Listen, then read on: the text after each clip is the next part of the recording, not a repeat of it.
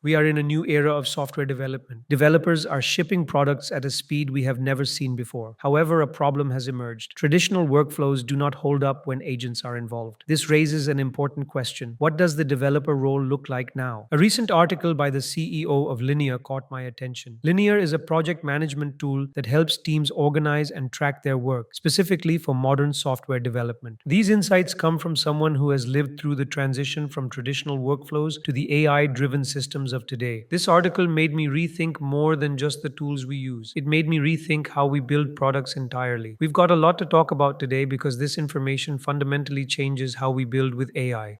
The middle of software work is disappearing and the center of software is actually moving. To understand what the middle is, let us look at how work was divided before AI development. It started with the beginning phase. This included all of the requirements gathering and planning phases. In this phase, we created plans for what we were going to build. Then came the middle. This was where we converted the plan to the actual product, and it was the part where writing the code was involved. This was the part that took the most time of all. It took weeks, months, or even a year to deliver a quality, fully working setup. This was also the part where details got mixed up the most because of translating intent or conveying ideas from one person to another. After the code was written, the end part included various forms of testing and reviewing against the original requirements. The middle was the part that contained the most friction, but the CEO says that is no longer going to be the case. It is because the middle work, the implementation, and the coding part is actually being replaced by AI.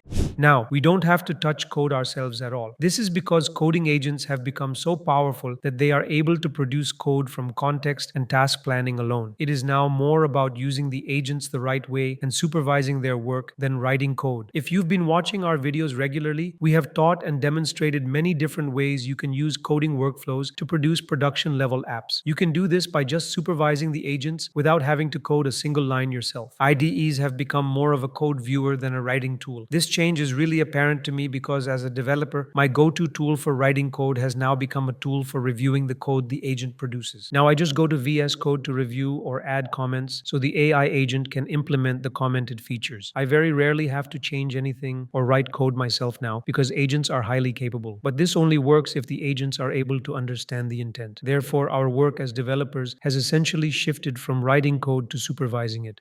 You've probably noticed we build a lot in these videos. All the prompts, the templates, the stuff you'd normally have to pause and copy from the screen, we've put it all in one place. We've recently launched AIABS Pro, where you get access to everything from this video and every video before it. If you found value in what we do and want to support the channel, this is the best way to do it. Links in the description.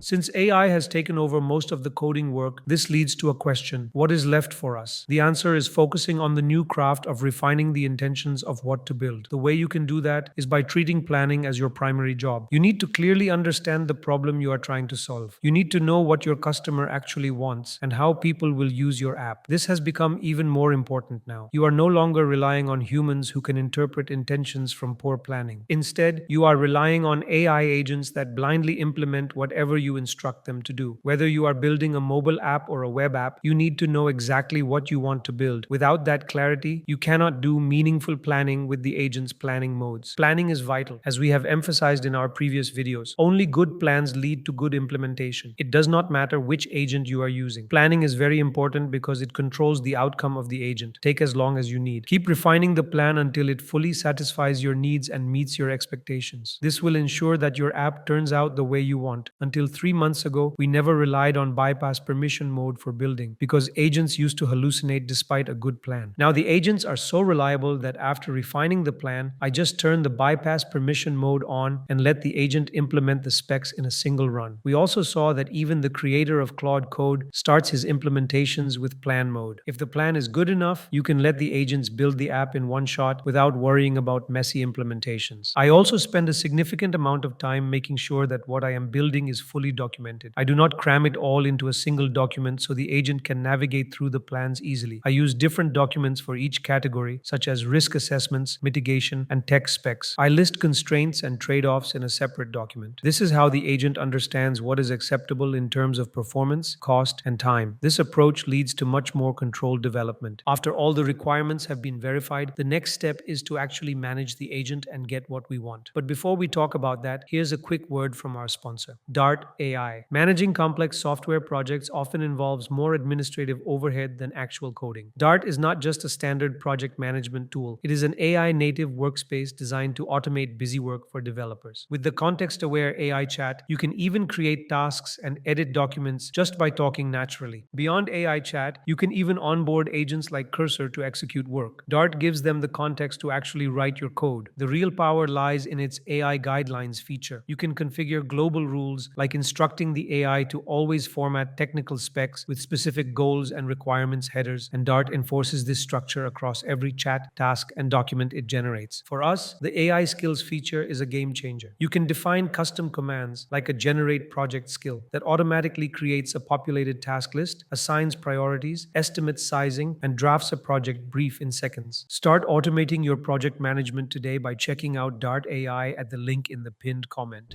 You are no longer just a coder. Your work is more centered around supervising agents than actually writing code. Writing code has become less about constructing a solution and more about setting up the conditions for a good solution to emerge. So, how do you create the right environment for agents to produce quality outcomes? The answer is context engineering. The next big skill you need to learn is not a specific web development stack like MERN or MEAN. Instead, it is context management. We've consistently seen that without proper context management, it does implement the features we prompt it to, but it doesn't follow any constraints or rules it had to match the implementation to. We need to ensure the context is managed properly. When the agent is given the right information with minimal noise, it understands the task more clearly, it produces better implementations, and delivers exactly what you want. Managing the context involves using a set of components like reusable commands, skills, markdown files, MCPs, and subagents. There is no single right way to do it. You should use multiple methods that work well for what you are trying to build. You need to create a workflow that suits your project. We have dedicated an entire video demonstrating how you can build workflows with context management. This ensures the model you are using gets the right context and can produce high-quality applications. If you want to follow along, all the resources for that video are available in AIABS Pro.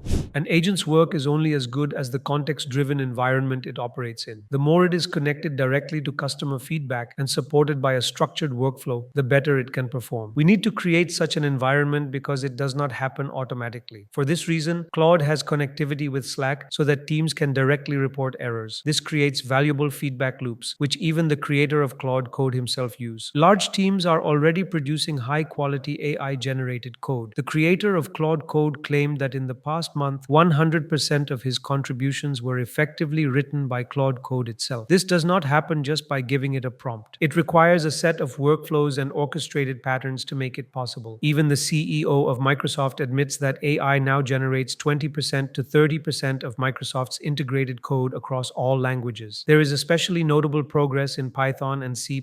Structure in tools works the same way for both humans and agents. It reduces uncertainty by clearly defining what is expected and what capabilities exist. If you are using AI agents without structure, you are only using a fraction of their potential. The structure can take many forms. This includes a Claude.md file for overall project guidance and a changelog to track changes. You can also use reusable /commands or specialized skill.md files with scripts and references. Additionally, you can use plugins and MCP tools to extend the agent's capabilities. But knowing these tools is not enough. The right combination matters. Every project requires a different setup, so you have to build one based on your project's needs. With the right balance, you will get results just the way you want.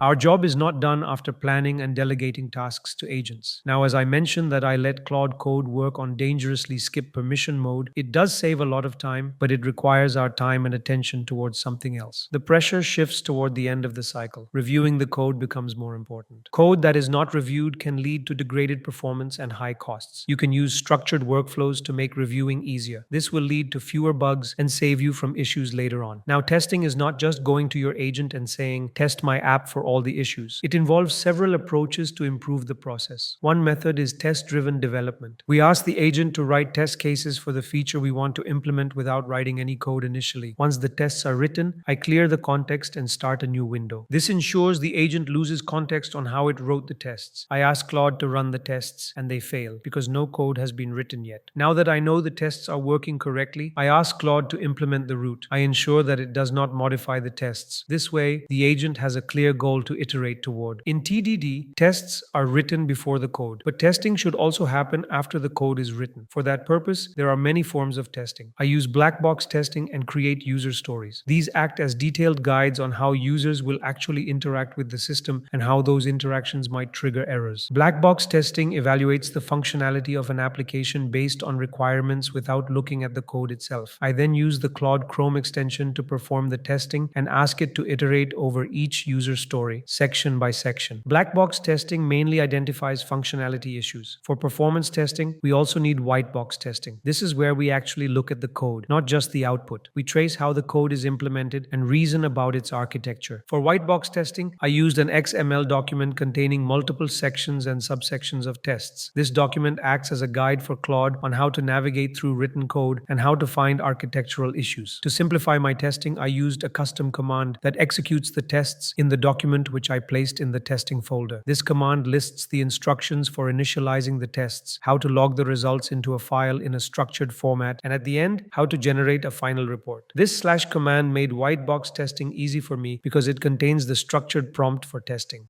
Since the middle is disappearing and the focus is shifting more toward the beginning and the end, we need to rethink our priorities. What we need to prioritize now is forming the right intent through planning and requirement assessment. We must also ensure that the outcome meets expectations through thorough testing and review processes. Those developers who master these principles will be the ones leading the future. That brings us to the end of this video. If you'd like to support the channel and help us keep making videos like this, you can do so by using the super thanks button below. As always, thank you for watching, and I'll see you in the next one.